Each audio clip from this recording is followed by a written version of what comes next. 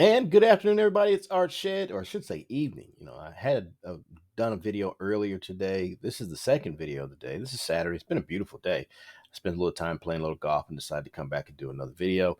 This one about Dick Cheney and why this story matters. I mean, a lot of people were talking about it, but I'm here to tell you why this really matters. So, if you missed it, breaking news yesterday on Friday was the fact that Dick Cheney was going to support Kamala Harris for president in 2024.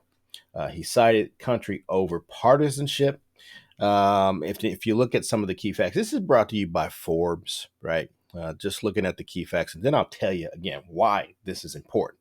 But some of the key facts are Cheney said the U.S. citizens have a duty to put our country above partisanship to defend our Constitution, citing that, and a rebuke of former President Donald Trump as the reason he will be voting for Harris. Cheney blasted Trump as a threat to our republic, citing Trump's attempt to overturn the 2020 election. The former vice president showed of support follows an interview his daughter did in Texas Tribune on Friday, in which she had indicated her father planned to vote for Harris. Liz, his daughter, said during a Wednesday appearance at Duke University she would be voting for Harris. It also cited the danger that Donald Trump posed as the reason for her endorsement. Okay, so she's endorsing him, endorsing Harris, and he is endorsing Harris. But here's the reason why Dick Cheney matters more than Liz. Not saying that they're not important, but something you need to understand about this endorsement. Remember how I talked about what's wrong with the right, and I cited the five factions that make up the Republican Party. You have the Christian conservatives that make up about 25%. You have the neocons, which is Dick Cheney. This guy, he's a neocon. He represents about 25% of the party as well. Then you have the MAGA crowd, or the populist wing, which makes up about 25% of the party. Then you have the libertarians, which is about 15%, and the rhinos, which represents about 10 to maybe 12 to 15%, somewhere in that space. Okay, so but you have to remember the neocons, which is Dick Cheney and some other people that represent that group. They are the architects that brought us supply side economics some 40 plus years ago.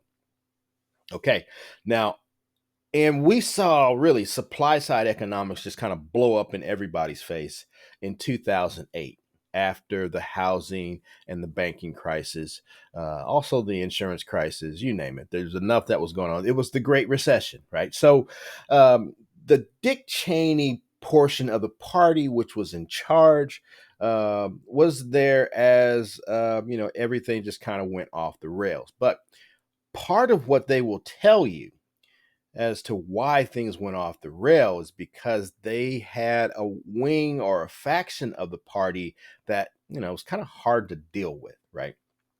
And they were always, like you may say, carving out pieces in order to appease that portion of their base. For example, if you think about the repeal of Glass-Steagall during the Clinton administration, that was brought to you by Republicans, right? But really pushed by a smaller wing of the Republican Party, adopted eventually by the entire party.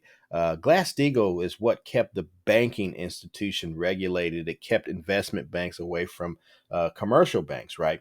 But once that line was blurred, you ended up with things that people never heard of, like credit default swaps and a number of different things that really, for the most part, wrecked the housing market, wrecked banks, seized credit in a number of different places, and the like. Now, also, just think about it. That led to the Obama administration. And during the Obama administration, we saw the rise of the Tea Party, who, at the time, Speaker Boehner had a hard time dealing with. These are all the populist wing of the Republican Party, okay? That third group, okay? That populist wing, the rise of the Tea Party, they didn't care. Their whole thing was they were not going to cut deals with Democrats, okay? But if you know anything about the neocons, and the Reaganites that come out of this same cloth that brought you supply side economics. It's their notion that, even if it's 60% of something, it's better than 100% of nothing. Okay. So when it comes to the neocons, they were always willing to cut a deal with Democrats in order to advance the ball. When it comes to the the MAGA wing of the party, they're less inclined to cut any deals with Democrats. It's really all or nothing, right? And that's the true reason why over the past, really, if you think about the last 4 years or so, you haven't seen much in the way of legislation when it comes to the MAGA wing of the party. Part of that, or the real reason of that, is because, well, I mean, it, there isn't any reason to cut any deals with Democrats, right? And if you can't get it done with the straight party vote, then their whole thing is to kind of stymie the wheels of legislation, because they feel that that would be better for everyone, which it is not. Okay, and think about this too. When you look at the Tea Party and the MAGA group, they're all the same. We just get different names attached to them. This group, just keep in mind that while Obama was in office, they were willing to blow up the entire economy and wreck the country's AAA credit rating just so they could be seen as not compromising with Democrats who were in office and Democrats who were in the White House. So they were willing to blow up the entire economy. Now, guys like Dick Cheney, um, Speaker Boehner, Paul Ryan, all of these guys, you might say they were really fighting against the Newt Gingrich side of the party. Okay, because it's the Newt Gingrich side of the party that didn't want to make any deals with Democrats. Okay, so you can take all this all the way back to Newt Gingrich in 1992 going forward. Okay, so that wing of the party is what you're looking at today. The reason why, and these are bomb throwers. Okay, Dick Cheney and the neocons probably can wrestle with the fact that supply side economics blew up in their face in 2007, 2008, or tenets of it blew up in their face, right? There's a couple things that you can say about supply side economics, the way that it's supposed to work. You cut taxes, you cut regulation, you cut spending, right? So they're pretty good about cutting regulation and cutting taxes. Horrible when it came to cutting spending, right? We ran. If you look at the Republicans in office, from the presidency to when they have time in control of the House and the Senate, they historically run deficits. And it's those deficits that wind up adding to your national debt. So when you look at $35 trillion worth of debt, I'm here to tell you that the line share of that, I'm going to say close to 25 trillion of that, sponsored by Republicans. Okay, so the neocons know that they've blown up some things, all right? But they also know that, well, the Christian conservatives aren't going to fix this, okay? Because the Christian conservatives are only concerned about the social fabric of the American experience. They're not concerned about the economy, okay? They also know that the libertarians aren't in number. Neither the libertarians nor the rhinos have the numbers to really push an agenda. Okay. So they're really no help either. They also know that the populist wing, the MAGA wing of the party, the way it's constructed right now, they are a bigger threat to the American economy and to democracy. So it's a tandem, folks. Cheney said that he's here to protect the republic, right? But protecting the republic not only means protecting the Constitution, it also means protecting the economic way of life, because they know that if you give Donald Trump and these MAGAs, the MAGA wing of the party, the keys to the kingdom, with the tariffs, they're going to wreck the economy. It's not built for that. Supply side economics is not built for that. You can go back, excuse me, and look at anything Milton Friedman ever said. Look at what Hyatt ever said. All of these guys who proponents of supply side economics will tell you tariffs, price controls are a flat out no. You don't do that. It's your job to get other countries to coalesce around no tariffs and low taxes, a low tax environment. Okay. But you have to also deal with the truth, right? When it comes to supply side economics, I've told you about the downside of supply side economics. It has been good for businesses, it has been good for entrepreneurs, right? It has been lousy for the middle class, and it's been lousy for the lower class. Why is that? It's because when you look at wage growth over the past 40 plus years, you can break it into 10-year increments and statistically say that really your income really grew something like 40% every 10 years over the past 40 years. Okay. Plug that in against inflation and against the backdrop of more debt, more deficits. And what you have is kind of like a rising tide, right? You have a rising tide where the bottom end of this, I tell a story to people that I sit down and talk to. And I remember when I came to the insurance business and I was talking to one of my mentors and I was telling him who I wanted to market to, and the fact that there's a lot of people on the low income side. There are products here that would be beneficial for him. And he pulled me aside and he said, "You know what, Art? That sounds great, but I'm here to tell you, if you market to them, they can't afford it. And the reason why they can't afford it is because it's not the fact that they don't have any money, but their disposable income is just really out there trying to keep them afloat. They can't afford to reposition any dollars to be able to help their situation." And he told me, this was 20 years ago. He told me in 20 years, people making $100,000 or better won't be able to afford a lot of things. And you know what? I talk to people today that make $100,000 or better, really about 100 to maybe 200,000, who are starting to struggle when it comes to, let's say, their health insurance, right? When it comes to, you know, buying a home or trying to get out of a home. Now, I'm on the health and life side, but they have these conversations with me, and I find it somewhat from the standpoint that my mentor told me that this would happen some 20 years ago, and it's happening. I'm right here on the ground, watch this happen.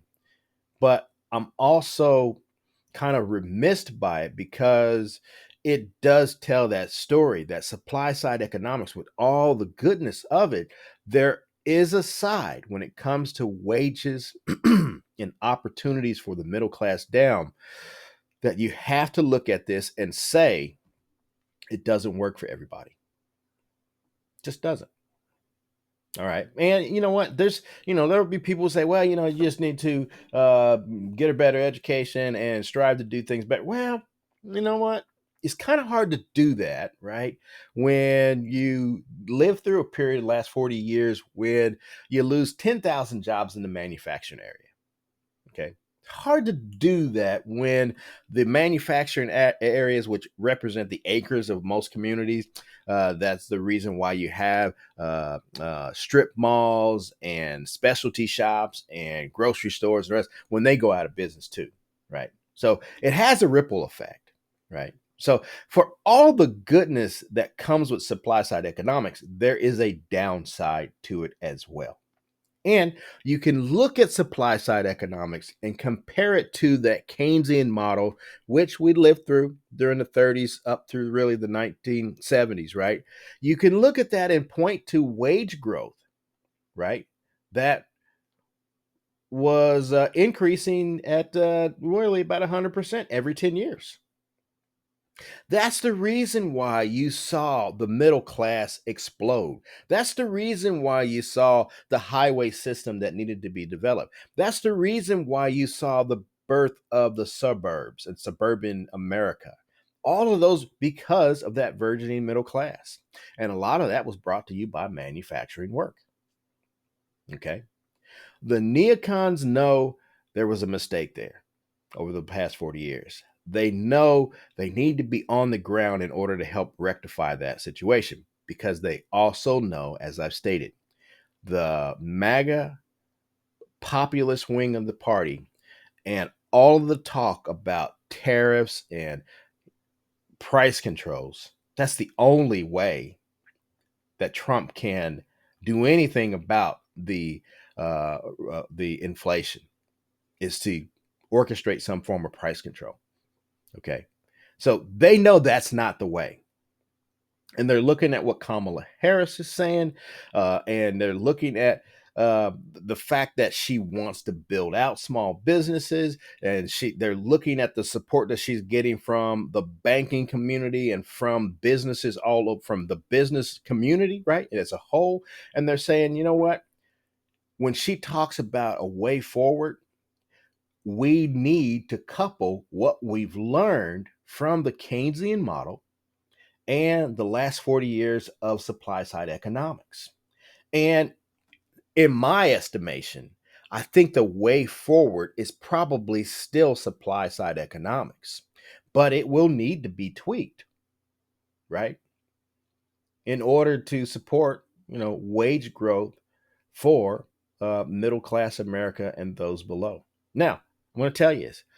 Anyone who knows or sat in a class and studied supply side economics will tell you this. If you're going to make it in supply side economics, you're not going to do it with W 2 income. You're just not.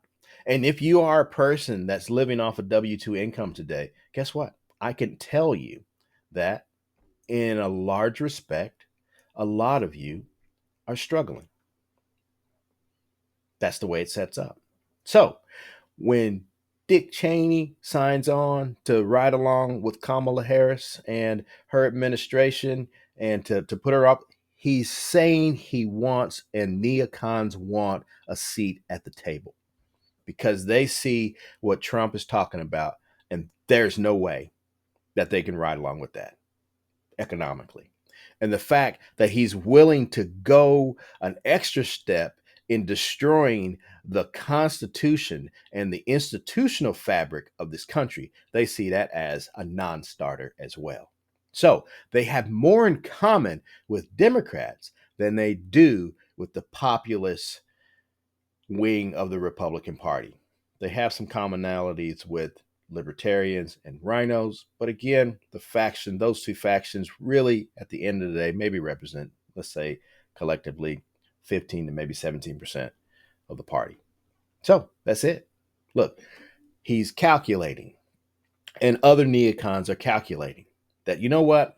Even if we're in the minority, we're helping to set the table for the discussion. How do we move forward? Right? If they're not at the table, as they say, you're on the menu, right? And they want a seat at the table because they ultimately know, and I'm saying the neocons, they ultimately know going forward, we're still going to have to go back to supply side economics, make some tweaks in order for this to work better for everyone. And again, we have burgeoning businesses, entrepreneurs, sectors that are coming online. Look, the crypto space is going to come online. Space is going to come online. The way we see social media, look, we had computers that paved the way to the internet, and the internet that's paved the way to crypto and social media. There will be other burgeoning industries that will come out of this that will help us, but we need to peg ourselves to the future because the future is the way forward. So, and that's why Dick Cheney is making that decision. I look forward to George Bush making the same announcement. I kind of see George Bush doing this with the Obamas because he likes to be next to Michelle Obama. But, I see them making the same calculation because they want a seat at the table. They know what Trump is bringing you right now. They don't have a seat at the table, and they know that ultimately it's bad for the economy. That's it. So, all that being said, folks, I'm done. Like and subscribe. Give me your comments on the other side. Let me know what you think about what I had to say.